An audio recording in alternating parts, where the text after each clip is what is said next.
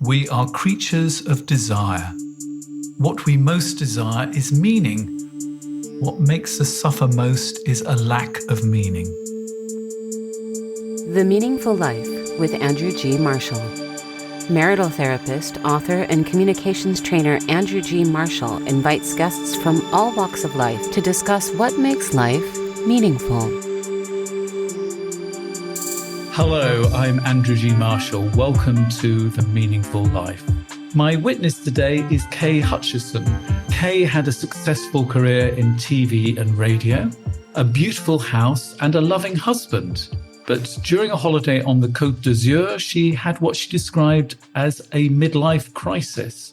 Her search for a new life is chronicled in My Life in 37 Therapies. She's now an independent publisher and author, and host of the Books and Stories podcast series. She's also my guest on The Meaningful Life. So tell me about this event on the Côte d'Azur. It should have been wonderful, but you wanted to go home. Why did you want to go home? Well, actually, we'd been doing this holiday regularly for about 10 years. I mean, it was most unlike me. I just was kind of feeling not myself. You know, I had all these wonderful things. You know, we had a lovely hotel. We had, we were enjoying Formula One racing. We'd been doing this, as I say, every year and really treating ourselves. And it was a bit of a highlight of the year. But for some reason this year, I just felt really out of place. I didn't want to be there. I was kind of not really looking forward to the routine, the things that we had done so many times. I just wanted to be away and be on my own. I didn't really understand why. And the reason for me ending up writing a book was actually partly to try and work out what had gone wrong and why I didn't want to be with my husband, who's a lovely, lovely man. And it was obviously something that was happening within me. And I really had to get away and try and work out what was going on. I didn't understand it myself. Do you think at the bottom of it was a crisis of meaning? I definitely do, but at the time I didn't really understand that, and I didn't realise that because up until then I'd been very much a bit of a workhorse career person, and I hadn't really thought about myself or what I was doing or the reason why I would suddenly, so out of character, decide to change tack. So yes, I think it definitely was, but I didn't fully recognise that at the time. But I think what reading the book really impressed me was the fact that you listened to this. Was it a voice inside? Was it a voice inside? Actually, I could almost say I was compelled to I was kind of driven from, and maybe it was a voice inside, but there wasn't any rational thinking going on. It was like I was forced into, I needed to get away. I felt as if I had to be on my own to really reflect on why I felt this way. I mean, it's quite hard to explain what it was. It was, no, you're not going to do this anymore. You need to get away now. And I did. I literally got up and left, went home early, and actually almost immediately started looking for a place to live on my own. And that's exactly what I did. I lived on my own for quite a long while. No TV, no internet, no nothing. Which is incredibly brave, because if it had been me, I would have finished the holiday off and maybe thought about it, 5 years later or something like that. But you just went for it. That is just so brave. Funny that you call it brave. I mean, to me at the time, it was a very frightening experience because obviously I had created this whole wonderful life that was shared with someone. And here I was. How could I do this? How could I break this down and walk away from what to most people would seem like a perfect existence? And people just knew that we were absolute soulmates. So to the outside world, this was incomprehensible. And how old were you at this point? Mid-40s. I mean, it's so funny because I'm looking back now when things are obviously much, much more settled. But I think in a way it's kind of sadly predictable in a way. I had been pushing myself in a certain direction for all these years. And then at the age, which is normally sort of midlife crisis age, suddenly something happens to me. And I think there really is great truth in the fact that when you get to a certain age, things happen that force you to look at your life and try to work out, why did I end up doing this? Why did my life come to this point? Why do I need a change? Because I have a book on this subject, which is called It's Not a Midlife Crisis, It's an Opportunity. And I think that's what it was for you, an opportunity. Indeed. It turned out to be an opportunity, but I cannot say that it was all plain sailing, good fun, and positive from the outset, because at the outset, it was a bewildering change. And whilst there were elements of it in which I felt I needed to be liberated, I needed to have some time on my own and independence, I don't think I thought of it as an opportunity at that particular moment. Looking back, I do now. And it opened up many other things in my life and new friendships, new understanding, and yes, huge new opportunity to actually go down a different path. So it was bewildering and I think probably frightening as well. What was frightening? I think, to be honest with you, I felt tremendous guilt because this was completely unexpected from my poor husband. I was frightened because obviously it wasn't very easy to explain to all of our close friends and people that had known us together for many, many years. So I think I was worried about the impact that it would have on my husband and on our friendships. And the reality is that in going down this route, I did lose friends. There's no doubt about it at all. And ultimately, I went through a divorce, but I also ended up, and I think it was all part of this, I ended up losing my job, having to go and rent a place on my own. So that was what was frightening, was the unknown and the thought of being destructive to what was, to everyone else, just a little perfect edifice. So I'm with you 100% at this point. The bit that I don't quite understand is why 37 therapies rather than just one or two? Well, the 37 is a little bit random because really it was about the time when I was thinking about putting some sense of structure and organization into looking back on this time where I ended up investigating lots of different therapies. And it was actually a friend of mine said, oh, you want to call your book My Life in 30 Therapies. That's great. But actually, I've counted them up and there's actually 37. And it seemed even more random. And I thought, well, why would I call it 30 and try and squeeze it into 30 when there are 37? So that's why. The really interesting thing for me was that I embarked on the therapies really very organically to begin with. I got back.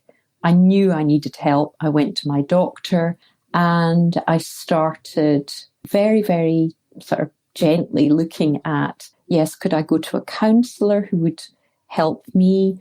Then it was about, other physical things that I could do that would help. Well, what is going on with me physically? Because it felt as if I was very confused in my head.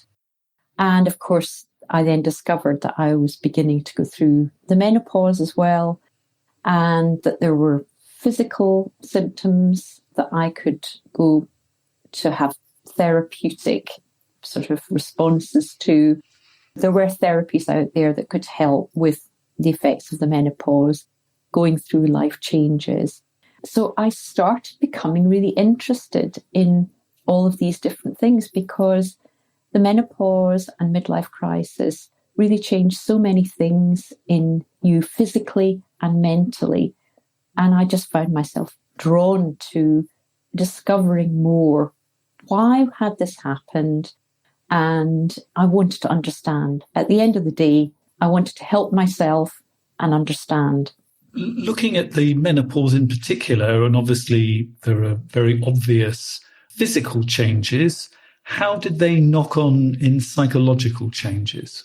Well, I think the physical changes for the menopause, and clearly they're different for different people. Some people don't even have a menopause or don't recognize it as such. For me, the physical symptoms, the hot flushes, the mood swings, the difficulty sleeping, the very regular panic attacks actually make you feel completely out of control.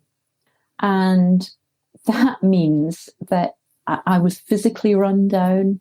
I don't think that I was thinking as clearly as I had been at work. I think I was embracing a sort of different approach to life. I think that's what it felt like to me. It was a confusion. And of course, the minute you start to feel, oh, I'm not thinking as clearly as I have been in the past, your anxiety levels are really brought into the mix. And that makes everything 10 times worse. And did you actually recognize yourself? No. I think what's really interesting is that before this happened, you could have gone to any one of my friends or colleagues at work, and they would have described me, I believe, in a certain way, which is quite straight-laced, very, very dedicated to work, probably, reasonably good fun to work with, but absolutely, focused, driven, well turned out, dress well, executive type. But after this, I think people would have found it very difficult to recognize that person. I often say that there was a before and an after me, which were two different people. Because certainly reading your book, I don't recognize straight-laced and focused, because it sort of feels like you were prepared to do absolutely anything. And the fact that 37 therapies suggests that you weren't particularly focused. I mean, give me an example of a therapy you did that was the opposite of straight-laced. Well, I think something that's actually very sort of well known and well publicized these days, but that I think when I was doing this was I went for colonic irrigation. But the interesting thing was that what I was looking for in colonic irrigation was a clear out of my thinking. So although people might think this is a physical thing and it's supposed to give you very good skin and a flat stomach and all these wonderful physical things that we all want to have, I was actually looking for a clear out in my mind because I was feeling so kind of stuck as a person in my life. I was feeling so stuck that I needed something really to shake me out of that feeling of being sort of held back, trapped, unable to move forward. So tell me about your shamanic journey in an Egyptian temple, which was one of the more unusual things you did and was also, I think, the opposite of straight-laced as well. Indeed. I think I should say that I think this side of me was always there, but I had sort of denied it and pushed aside because it didn't fit in with the life that I had chosen. And I think one of the liberating things that happened to me in this period was that I discovered a part of myself that I had denied. And therefore, I felt this tremendous sense of openness, and that I could look to other things that I was intrigued by, but had never had the opportunity or freedom and independence to actually explore. So the shamanic trip, I mean, it's really quite odd how it happened. I had gone for a past life regression session. And at the end of that, I had been told that Egypt and sort of exotic places like that had been part of my past life regression. And the past life regression therapist had said to me, oh, you ought to go on something that I tried last year. It's a shamanic trip run by a German, very experienced therapist who actually takes groups to the pyramids of Egypt and into the Sahara Desert for 10 days. And she said, you would probably get a huge amount out of this. And I did.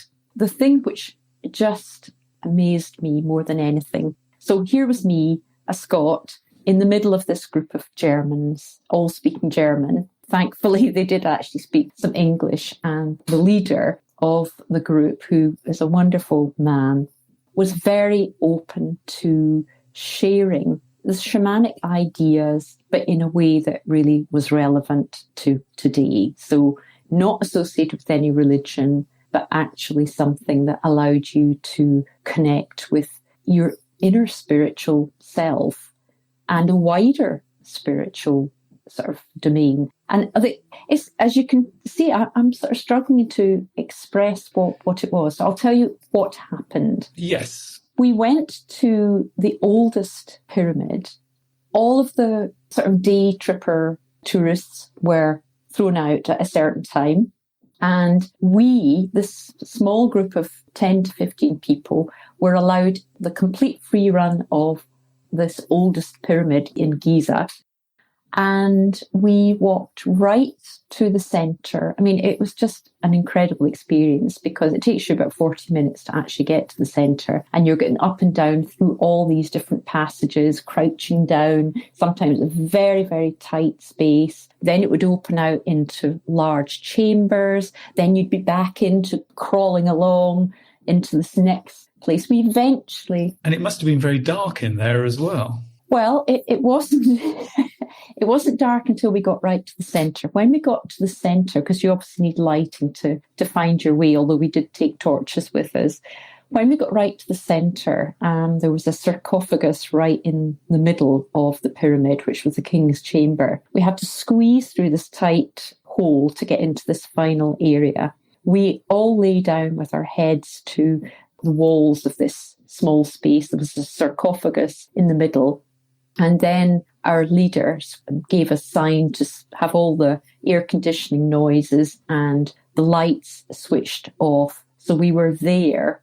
I mean, if you're claustrophobic, it's not a good thing. I had to keep my mind away from feeling claustrophobic. But it was then that we were able to experience the energy of the place in all its glory, because there was a slight sense of fear, but also this need to let go and actually just experience the energy of the pitch black, the feeling of the place without any human mechanical interference. And he did a meditation which allowed us to really relax and enjoy this experience of sort of nothingness and completeness all at the same time.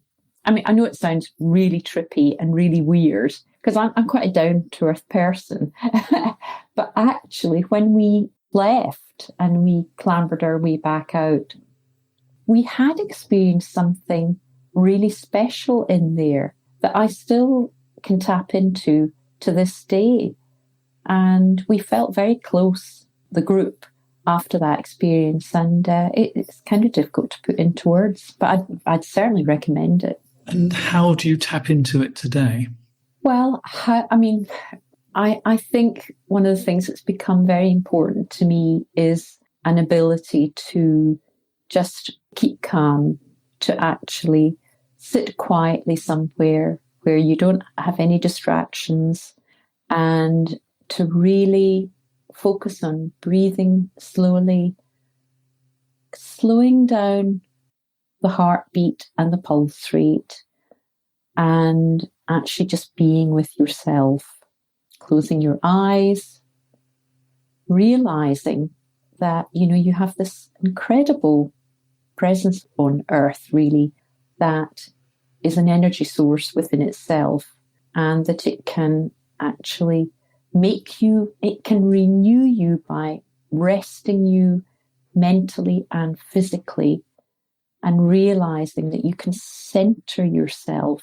No matter what is going on around you, you can actually center yourself, and you've got this sort of power within you that you can tap into. So to me, that is something that I learned on that trip.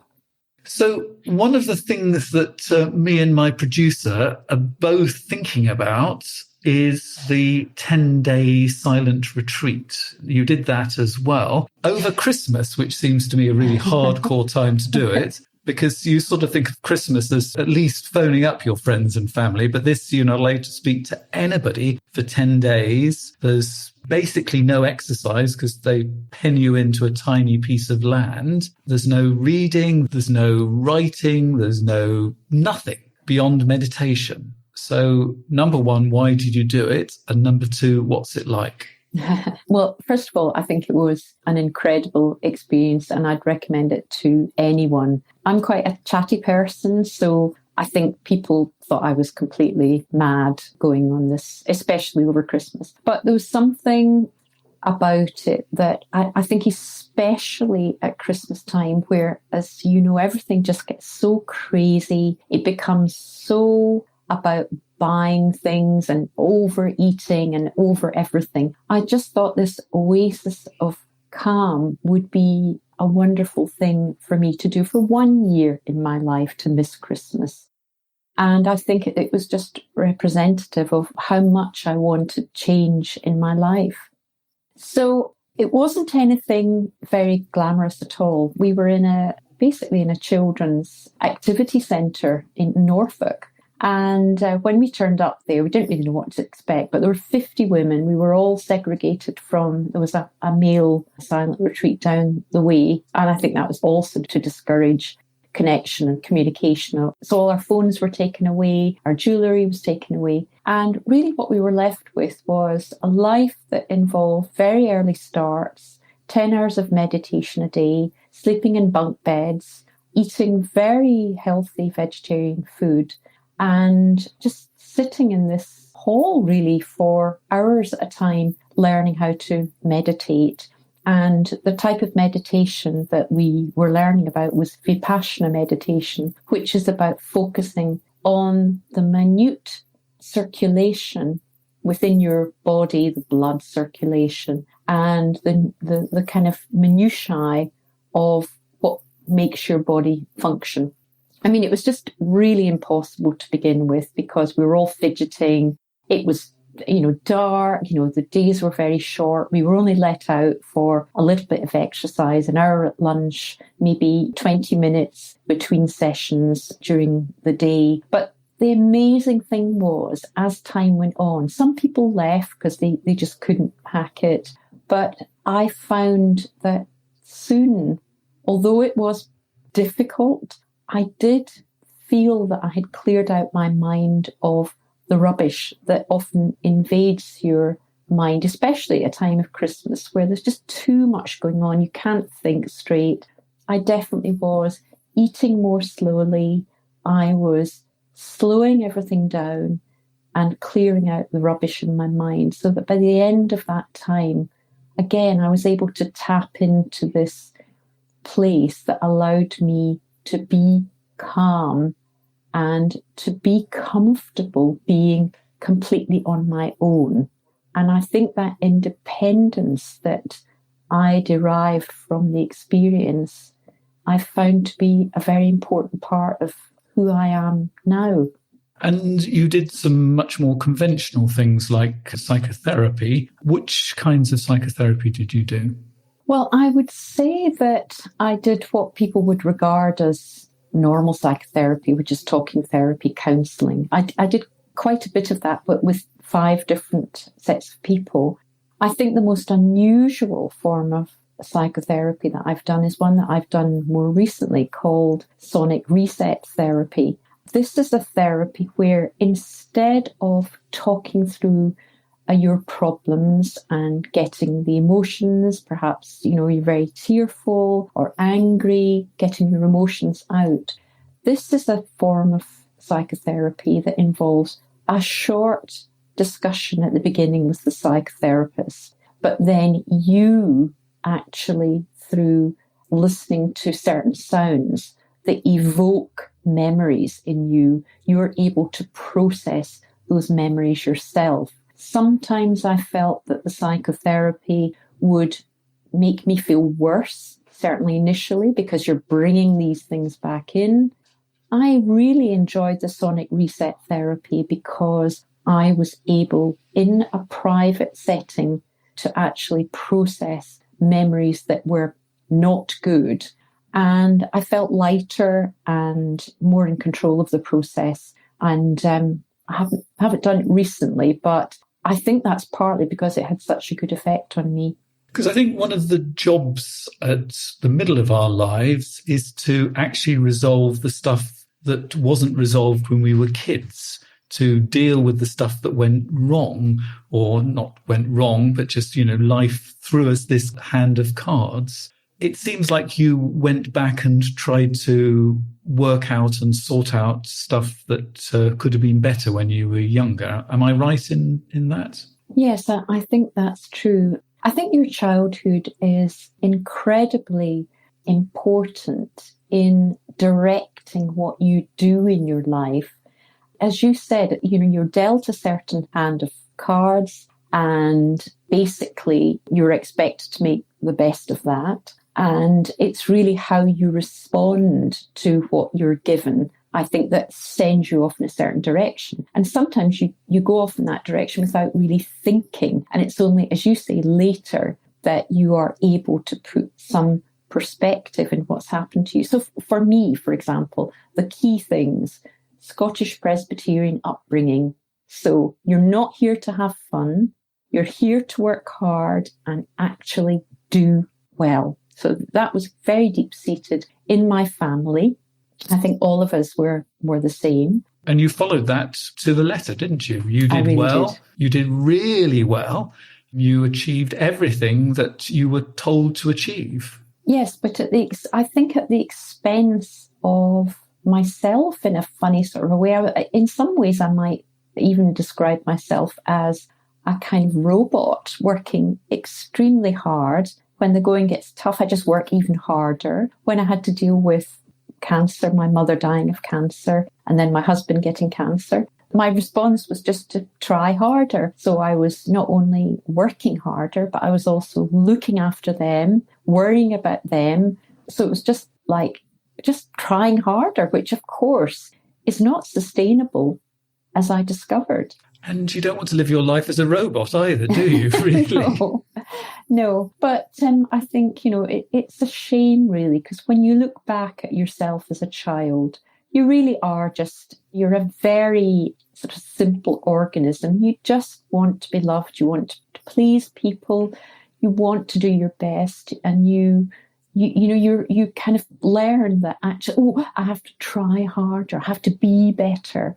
And I think we forget. And I think the world is better these days because I think we're permitted to have some space for ourselves more in the upbringing. But I think in the days that I was brought up in, which are quite old-fashioned, there wasn't really room, and maybe particularly in the Scottish Presbyterian side of things, there wasn't really any room for you as a person. It was more about what you did. And I have to be honest, that is also how I perceived it. Whether that was the reality or not, I don't know, but that's how I perceived it. So to be the Kay that tries harder and works harder and does more, you had to, I'm guessing, throw off essential bits of yourself. What did you discover were the essential bits of yourself that you threw off that you actually really rather need now?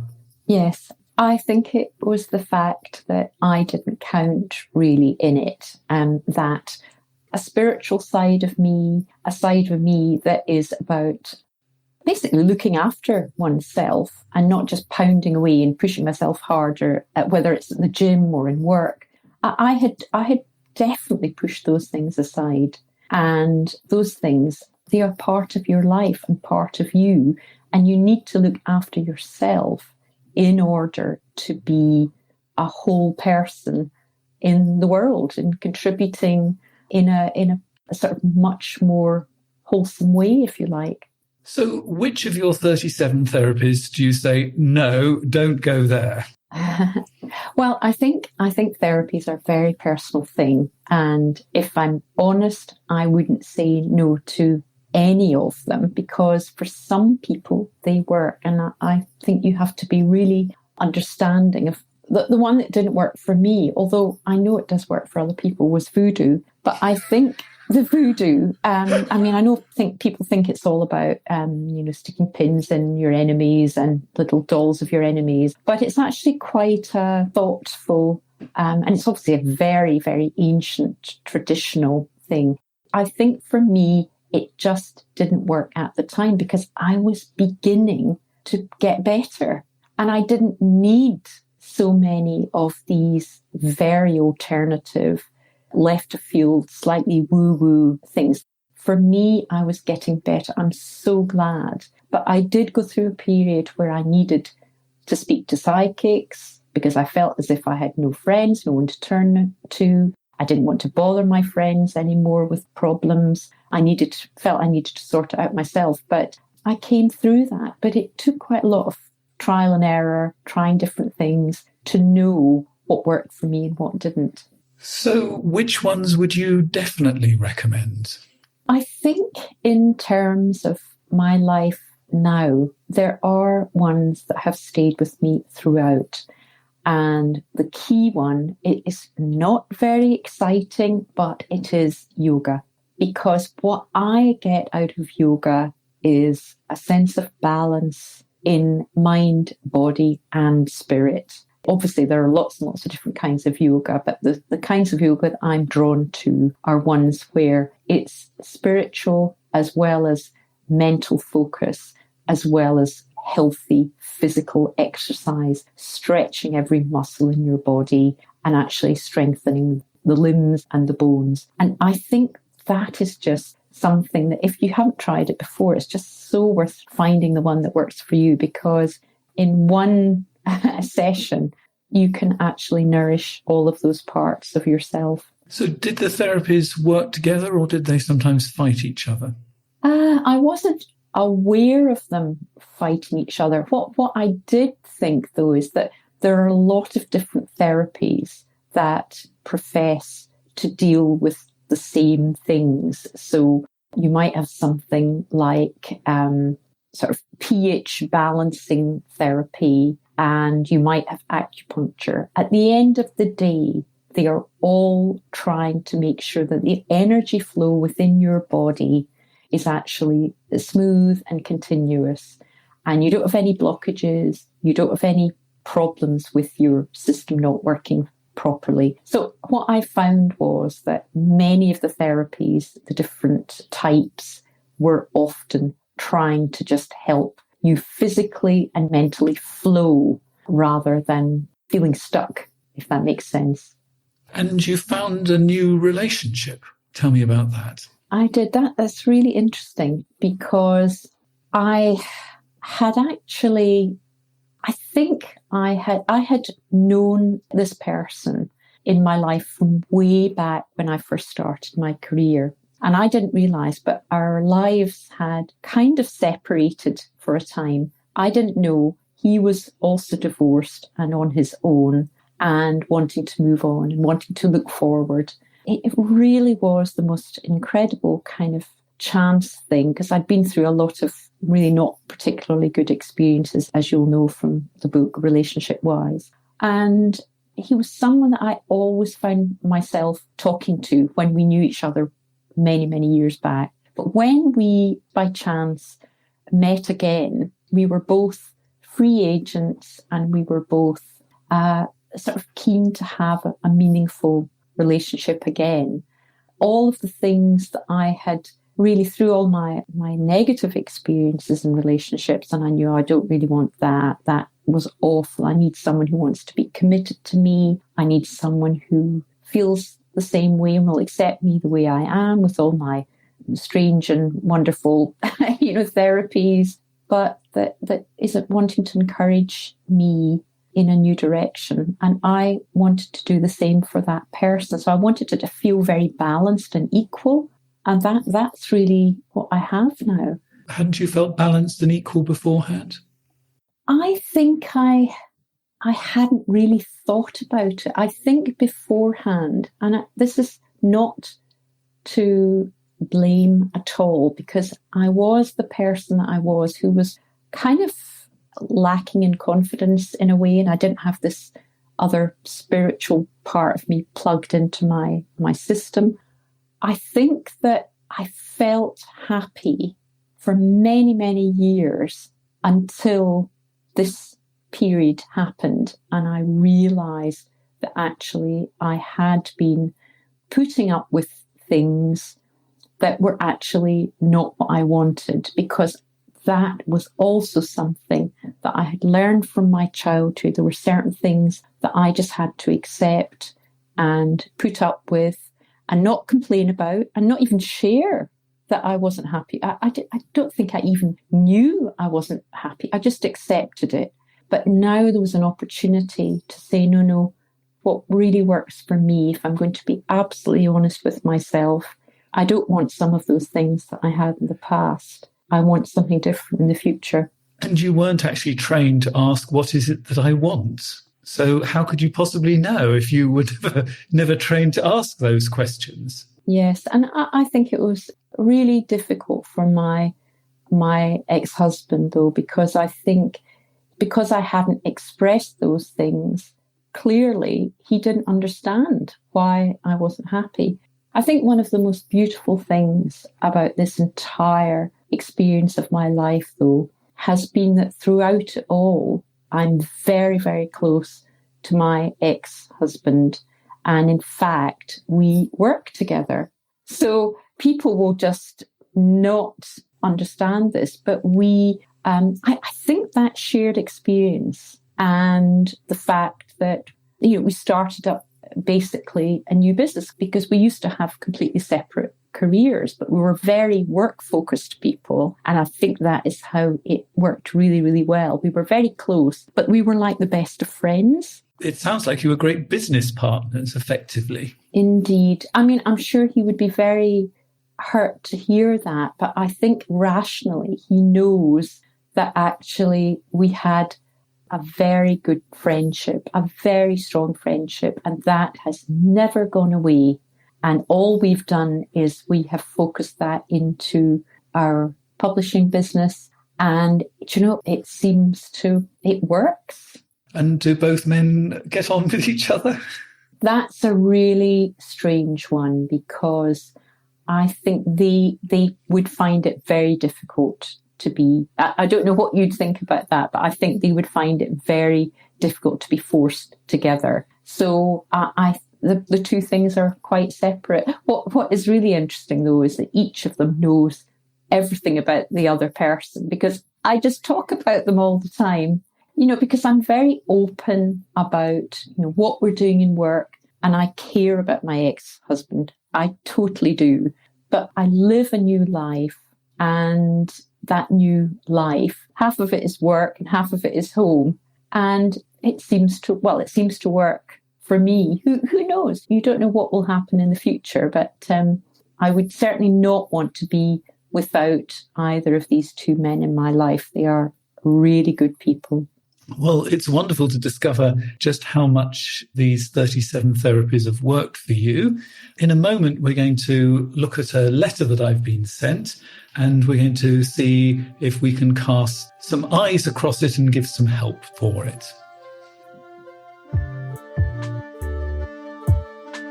The Meaningful Life with Andrew G. Marshall. Please follow us on Twitter, like us on Facebook, and visit our website, andrewgmarshall.com/podcast, where you can join our supporters club and unlock bonus material and other benefits. A year ago, my husband said to me, "I love you, but I'm not in love with you." I was completely blindsided by this. We've been working on it all year and focusing on reconnecting. During the first half of the year, we had regular catch-ups to discuss how we were going, and as we started to reconnect more, we decided to stop these and instead trust the other to raise things if we needed to. Things have improved significantly. We're more physically intimate, we're kinder to each other, he hugs and kisses me more, he shows more affection. He's also talking a lot more of a shared future in a natural way, for example, discussing holidays or plans in a year's time. One thing I'm struggling with is he never has shown me love via words. He says he loves me, but he has not said, I am in love with you. This wasn't a problem before, but since last year, I'm so needing to hear the words. I asked him recently how we are going. I stupidly asked him if he thinks he's back in love with me, and he said he's not sure. He did say he thinks he's likely to have a future with me. I see a lot of good signs, and I'm struggling with the fact he can't say he's in love with me. Another thing I'm struggling with is to trust things that are getting better and to trust he will raise issues because I was so blindsided last time. Any advice greatly appreciated. Do you think we're on the right track? What should I do if he never says he's in love with me? Do some people never re-say the words but still have the feelings? How do I focus on the positives rather than fixate on the negatives? If you would like to be able to send a letter like that into us, there's more about the Supporters Club at the end of this podcast. But Kay, do you recognise what might be going on with her husband? Well, first of all, I'd sort of say I really feel for this lady because I do totally sympathise with her. I have been through something like that myself. I think what is interesting about the letter, though, is that it seems to be all about what he wants. And I sense that what this lady really wants is she absolutely needs to hear those words for whatever reason. And I think she's very brave. I think she's done everything she possibly can. Look at that, getting the communication going, actually wanting to improve this, give it every possible chance. But she does seem to me, and I really recognise this, she is more needy. She is not as strong as he is. I don't think I want to use the word strong because actually being not needy is not necessarily strong. It can often be defensive. True. I just feel she's very vulnerable, and I can remember being that way as well with someone and being on the edge of everything that he might say, reading things into things that he might say. But I do think that there's something about this need to be less bothered about the words and more focused on what you want and what's important to you rather than focusing on the other person. And I know that's really easier said than done, having been there myself. And how do you focus more on what you want? Well, I think it's in this lady's letter. She needs to hear the words and feel that they're true. I'm in love with you. And I don't think that this person is going to do that. I think you need to give yourself permission to actually ask for what you need. Yes, instead of saying, are you back in love with me? You know, maybe that's not the right question. Maybe she should be saying, I need to hear it and see what he says in response. This is something that's important to me. And now might not necessarily be the time to ask for it, but you do have to actually give yourself permission that actually your needs are important, because I think you're 100% right, Kay. This letter is all about what he needs rather than what she needs. Absolutely. And I don't know, I can't help thinking that the option is that she either has to decide that the words are not important and she can change, or she needs to find someone who freely is giving this, because I feel as if she is a lovely person and she deserves this herself in a relationship. Have you ever heard of the 5 love languages? No. Tell me about the 5 love languages. There are 5 ways of showing love, and I'm going to have to see if I can remember them all. The first one is with words. I mean, she's definitely a words person. Guess what I am? A words person too.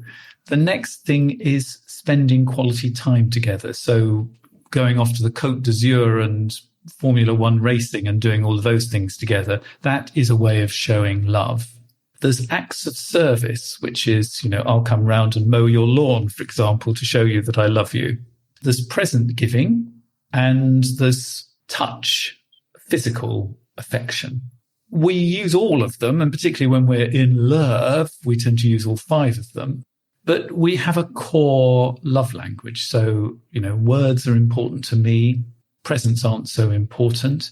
But each person speaks to their partner in their love language, and they expect their partner to understand because they're speaking in the only language they know. So my guess is that her husband's natural love language is not words. Hers, it most definitely is. So it sometimes helps to really understand what your partner's love language is. For example, my partner's love language is acts of service. So if I make the bed, rather than just let it go, I go to the top of the tree. I mean, it's of no consequence to me whatsoever, but, I do it because I know that it's important and it's really appreciated. But when I get told that, I love you, that is just so wonderful to me. So we have to be aware of other people's love languages. He's never going to be naturally somebody who's going to say, I love you, I love you, I love you, and phone up the radio station to tell them and to get 3 records in a row played for you. But there's no reason why he can't do it. But you do have to hear his particular love language so that when he, for example, mows the lawn for you, you realize it's not just the sort of thing that husbands do. It's actually an act of love. And I might have guessed wrongly what his act of love is, but it might be physical touch. I don't know. But you do need to know your partner's one. Do you think, can I ask you, do you think, though, that people also, sometimes they can love in different ways? So, for example, some people, as you say, will actually do a combination of words saying that they love you, but they also do lots of different things that are just the whole piece of showing their love. And you have to learn to accept the way they are. But does that mean that you just have to give up on getting the things that you want? No, I think you have to, first of all, you have to learn to ask for them rather than expect them to guess. And you have to remind them from time to time. It's actually really important. The best times to do it is just after they've said, I love you. And you just reinforce, that really was the most wonderful thing for me. My heart leapt. So that you give them the reinforcement for it. Don't just go at them, oh, you never do this. But I think you have to reinforce for them. But you don't have to give up what you want, but you just need to articulate it and explain it in a way that actually doesn't denigrate their way of showing love, because each one of them is equally valid. Yeah. The other thing that I wonder, and I'd be interested to hear from you about this, is sometimes people can't show their love because they're actually full of another emotion, which is often normally anger, but they were not brought up to be able to show their anger. So it's all shut away, and they don't just shut off the anger. Eventually we shut off all of our feelings. Was anger something that you were allowed to show as a child? No. What is really, really interesting is that I think what you've just said explains a lot about why the change between my relationship with my ex-husband and my relationship now. And I think, as I said before, we're all the product of our childhoods and the kind of framework in which the framework that we were given in which to operate. To me, I think girls were just really, in those days, in the 60s, seen and not heard. And, my father would always sort of say, you'll make a great mother and you'll be good in the kitchen. And he had absolutely made up his mind about me. And the thing is that I tried to say what I thought, but I was always kind of pushed away and almost pointed at, look at all the other women around you. Don't you see what your role is? And I think there was pent up resentment about that, I'm sure, in my mind, that also came out at this time, where there was this realization that I had been living a life that had been constructed, and an outlook that had been constructed for me when I was about 6 years old. I mean, how crazy is that? But these years are very important, and I think it does explain a lot about why this eventually happened to me, because all of that I just stuffed down all the emotions, no matter what they were: resentment, anger, sadness, and they come out. And even if they weren't actually, they didn't belong to your husband, they did need to come out. Yes. Which is a bit frightening for the other person, but it's better than keeping it all in and closing down. Yes, and causing illness often if you keep it inside. Well, I think what has been really interesting for me, and what I've been reflecting on as we've been talking, is with the 37 therapies and this division between ones for the body and psychological ones. Personally, I've always focused on the psychological end of it. And I think actually possibly doing something that sort of unblocks you physically as well as unblocking you emotionally, or helping you become more supple physically and more supple emotionally, is possibly a very good way of going, that actually doing more than one therapy at the same time isn't a problem. So thank you for making me have that thought today. That's been really helpful for me. I wonder what you have going to take away from our discussion today. Well, I think you've made me reflect on relationships in a way that I haven't for quite some time. I also think what is interesting is, it's really interesting talking to you, because you've obviously got a huge experience of the different kinds of psychological approaches to relationships and love. I think I have found that has actually, it's been quite reassuring, because some of my thoughts chime with that, even although I don't have a sort of training in the background. But I've enjoyed your prompts through the questions, because it does make you reflect a bit more deeply about things that you might just skip over. Now, as a witness for what makes life meaningful, I need to ask you, what makes your life meaningful? So I had to think about this. What makes my life meaningful is having is work, creative work, and also having a few really close relationships. You can have lots and lots of acquaintances and friends, but you need some really, really strong, trusting relationships, which are built up over time through shared experience and understanding, perhaps even a shared outlook on many things. Not everything, but many things. And how does the spiritual material that you've gleaned over your journey fit into that? I think that's a very personal thing. So I see those things that I've just described as the kind of manifestation of what's going on inside. I think the more centered and the more spiritually content that you are, I think it actually helps those areas of your life to be better. So I see that as very much an individual internal thing, and those are the external, and they are enriched by having the spiritual side. But the internal and the external are linked together. They are, very much so. But I don't really know if I can describe how that happens. I think I get the feedback from my very close friends. They say to me that they like my outlook on life, or perhaps appreciate that I have a better understanding of them because I've done some work on myself spiritually. Does that make sense? It makes a lot of sense. I think we have to connect the in and the out. Yes, I think you're right. And I think that's why I love yoga so much, because I think it does bring those things together. Well, Kay, thank you very much. I would thoroughly recommend reading My Life in 37 Therapies. There'll be some of them that, personally, I was glad you were doing them rather than me, but I was pleased to hear about them. And there were some of them I was really rather jealous about as well. So which ones? I think I've the one that I was the most jealous about was going into the center of the pyramid. That just sounds like just wow. I'm also terrified of the idea as well, but there we are. The book is published by Red Door. Now, at this point, I'm going to say goodbye to you.